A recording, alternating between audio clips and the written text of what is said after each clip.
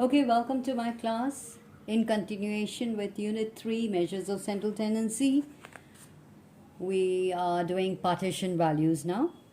Okay, before I go on, I want to ask you a question. What has median, Q2, D5, and P50 have in common?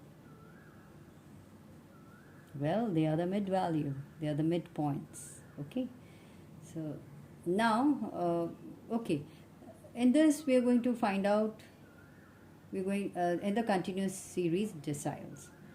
For homework, please find out decile D2 and maybe D8. But I'm going to do D6 in this. So just let me start with this. So here in the continuous series, again, calculate the cumulative frequency. That is important. So I'm going to just show you. This is the example. The class intervals are given as 0 to 10 with a 10 gap, 10 to 20, 20 to 30, 30 to 40, 40 to 50, 50 to 60, 60 to 70, 70 to 80. And these are the frequencies, corresponding frequencies. So I'm going to first calculate the cumulative frequencies. Let's just cumulate them up with the less than. So for example, less than 10, how many got? 3. Less than 20, how many? 3 plus 7, 10. Less than 30, how many? 10 plus 10, 20. Okay. And less than 40, how many? 20 plus 15, that is 35. So 35 of them have got less than 40. And so on. Now, this is how we accumulate the frequency, and what we come to know by accumulating is that there are 100, total number is 100. Okay, for example, if these are the marks and these are the number of students. So how many total number of students are there? 100. Okay, now we want to find out the decile class. So what do? Size of 6 into n by 10th item. What is n? The total number of frequencies. So let's just do the working. ds is equal to size of 6 into n by 10th item. So we are going to find out where after all is the class interval where D6 will lie. Alright, so here let's just put the values. 6 into n is 100 divided by 10. So that's 10. So 60th item. Now 60th item, where does it lie? Well, it just lies here itself.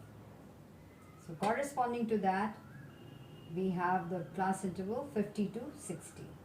Now, in this 50 to 60, what do we find? We are going to find out what exactly is a D6. Now, in this, what do? Is we use this formula. This is the formula that we're going to use.